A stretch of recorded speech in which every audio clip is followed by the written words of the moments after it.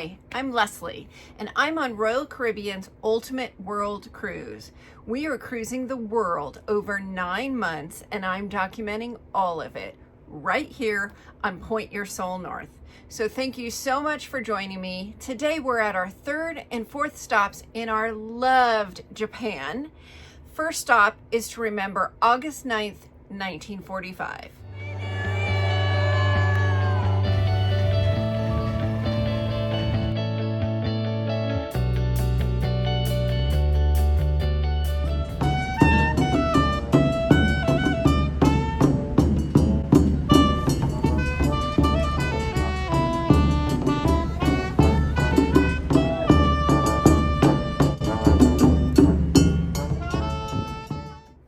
At 11:02 on August 9th, 1945, the atomic bomb exploded over Nagasaki, Japan.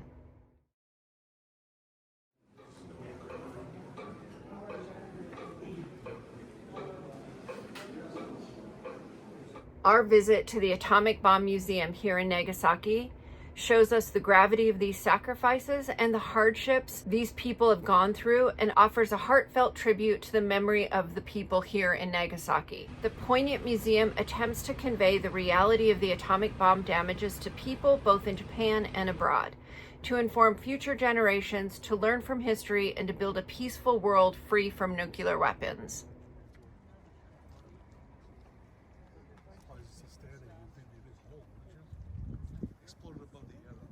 These origami cranes are seen all over Japan. The 1,000 crane bunches are completed within 1 year and typically done by one person or a group of people who make a wish at the end.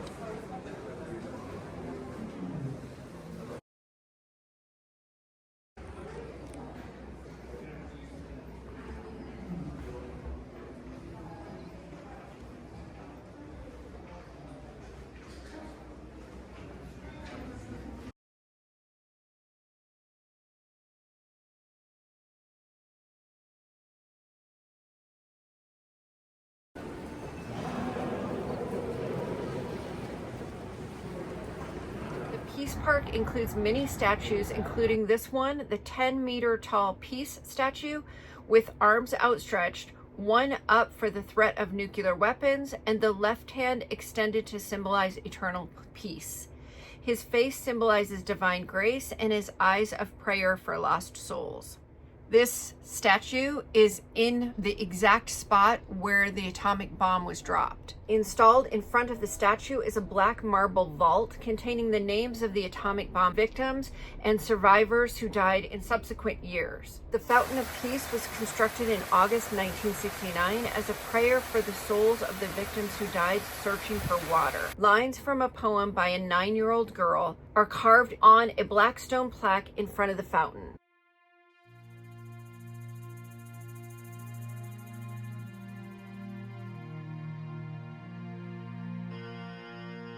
Statues from the Peace Symbol Zone on both sides of the park are monuments from countries from around the world.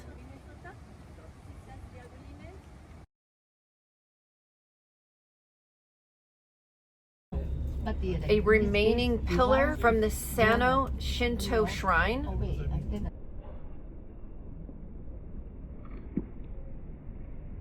Definitely a difficult place to be, but one that we should all remember and continue to strive for world peace.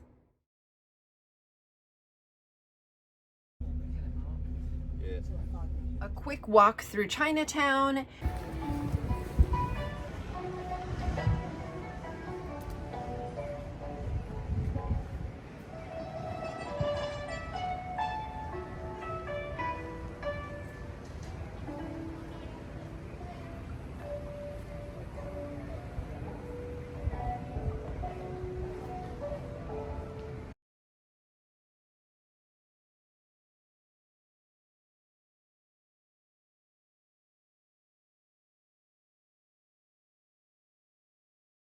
And we have to stop to get not only the famous Castella cake, which is a little bit like a pound cake, but it's got like this crusty, sugary edge. delicious. And of course we have to get dumplings everywhere that there are dumplings, and the street dumplings. Is it hot? It's okay. Not bad.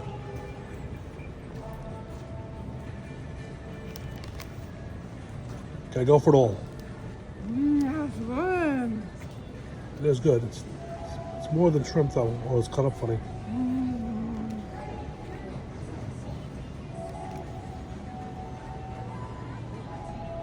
That's delicious.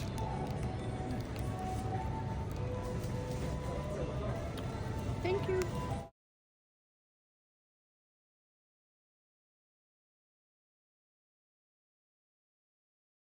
A beautiful moon and a beautiful night cityscape to say goodbye to a beautiful city here in Nagasaki.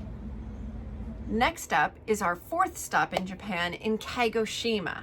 We're gonna hit the town here with friends. We're gonna go to lunch. We're gonna catch the ferry. We're just gonna check out the city.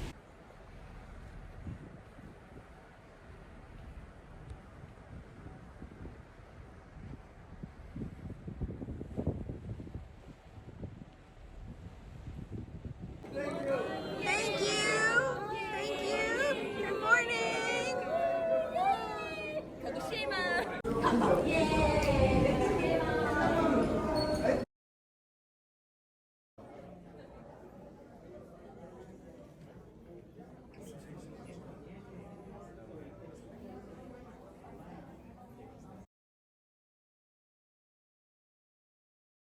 So we catch cabs from the cruise port terminal that take us down into town because we're going to go to a very special restaurant that was recommended.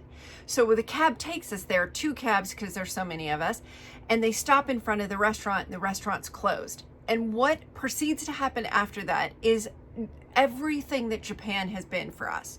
The 2 cabs stop. Now traffic is starting to back up behind the cabs. A guy on the street stops because we're trying to now figure out what restaurant are we going to go to. So the guy on the street stops. He's trying to help us. He takes off down the street. He goes around the corner. He's going to find a restaurant that's a good one for us. The cab drivers are still trying to help us to figure out maybe another alternative. The traffic is backing up even further. The Japanese people have been unbelievably gracious, gone out of their way to help, to guide us, to direct us, to give us recommendations. Just incredible people. The guy from the street comes running back to us, says, "I found a perfect place for you." He cuts the cab drivers loose. He walks us back to the restaurant. He introduces us to the owner. He sits us down in the restaurant, shows us that there's English in the menu, how they make the food.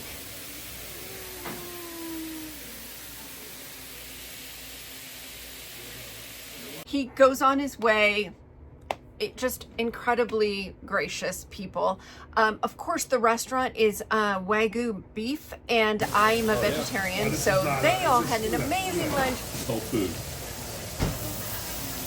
I had a little Japanese salad. It's still really good, but it was a great experience for them to experience this just mouth-watering beef. How is it? It's spectacular. That's some of the best steak I've ever had. We have to walk through the market, and we've got to settle all this food we just ate. So we walked through the market, and I had heard that there are shrimp burgers at the McDonald's, so we have to stop into the McDonald's. No shrimp burgers here. We took the ferry over to Sakurajima.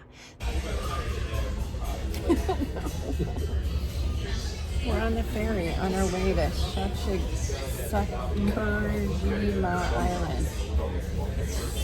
Sakurajima Island. Hopefully it's going to be Sakurajima Island. Hopefully the volcano blows. Wouldn't that be awesome if you were on the volcano and it blew? That would be very awesome. We would be able to show everyone the super cool It'd be buried like volcano in Mount Japan. Vesuvius. No, not like that. This is an active volcano, and at the base of the volcano, there's a city, there's natural hot springs. And so we wanted to go over on the ferry and just stick our feet in the natural hot springs and just hang out with our friends and just enjoy a nice, quiet day on this beautiful island. What do you think of the hot spring? I have no idea. What do you think of the hot springs? It's cold at the hot spring right now. In this beautiful spot.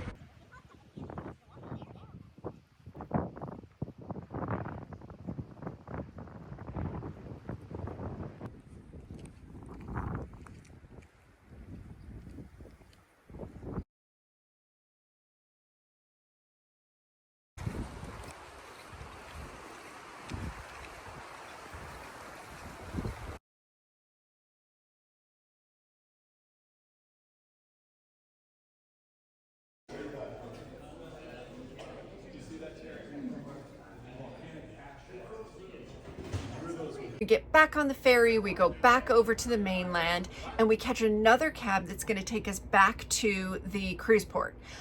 Interesting story here, two things. One, the map that they gave us at the cruise terminal had this super cool little line at the bottom that said, we're on a passenger cruise ship in Japanese, so that we could just show it to the driver and he would know how to get us back to the port. Like, brilliant. everything about Japan has just been brilliant. Anyway, so we get in the cab, and the cab driver, there's a TV screen, which a TV in a car is not a new thing, but the TV screen is in the driver's cab section.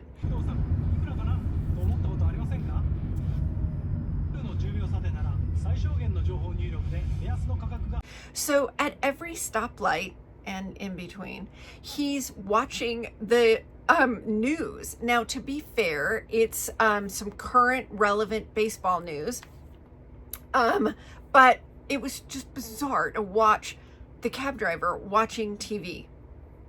We made it totally safe back to the port. It's apparently a common thing that taxis have these TVs in them, but typically, from what I understand, they come to a stop and the TV will come on. The car then accelerates and the TV turns off. Ours did not, but that's typically how it is. We were bound and determined to have sake while we were in Nagasaki, and we didn't. So we were trying to have it here in Kagoshima. We didn't have it here either. So of course we get back on board and we head directly to Izumi. That's the sushi private restaurant on the Serenade of the Seas. So we could have beautiful sushi and the sake that we so desperately wanted.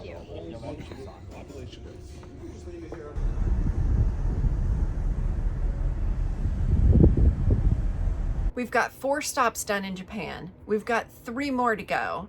And we have just been blown away at Japan. As I said, the people have been incredibly generous, incredibly gracious, gone out of their way to help us. The city is so clean.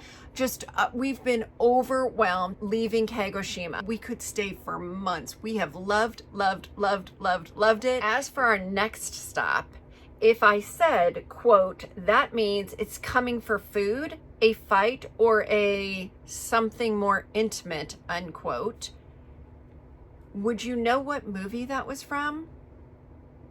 If you guessed Godzilla, you're right. You and I, we're going to Tokyo.